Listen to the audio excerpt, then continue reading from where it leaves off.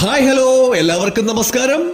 ഭാരതത്തിലെ ആദ്യ മഹാകാലകാലേശ്വരന്റെ വിഗ്രഹ പ്രതിഷ്ഠയുള്ള ഒരു ക്ഷേത്രം നമ്മുടെ തിരുവനന്തപുരത്തുണ്ട്. തിരുവനന്തപുരം റസൽപുരം എരുത്താവൂരിലുള്ള മഹാകാളിക ധർമ്മസ്ഥല. അമാവാസി നാളിലാണ് ഈ ഒരു ക്ഷേത്രം തുറക്കുന്നത്. ഒരുപാട് പ്രത്യേകതകളുള്ള ഒരു ക്ഷേത്രമാണ്. ഈ കാണുന്ന 18 പടി കയറി ചെന്നാൽ നമുക്ക് മഹാകാളിക ദേവിയെ ദർശിക്കാം. ഈ ക്ഷേത്രത്തിന്റെ ഒരു പ്രത്യേകത ഒരു ദേവതകളെയും താഴിട്ട് പൂട്ടിയിട്ടില്ല എന്നുള്ളതാണ്.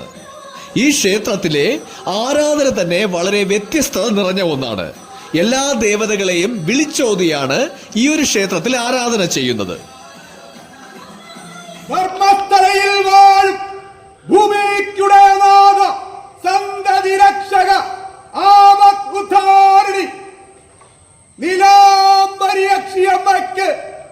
പുലർകാല വന്ദന മംഗളാരതി മംഗളാരതി മംഗളാരതി.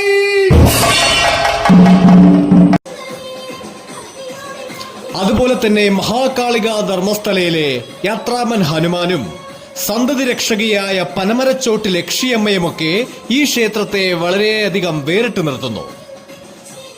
വളരെയധികം പോസിറ്റീവ് എനർജിയുള്ള തിരുവനന്തപുരത്തെ ഒരു ക്ഷേത്രം.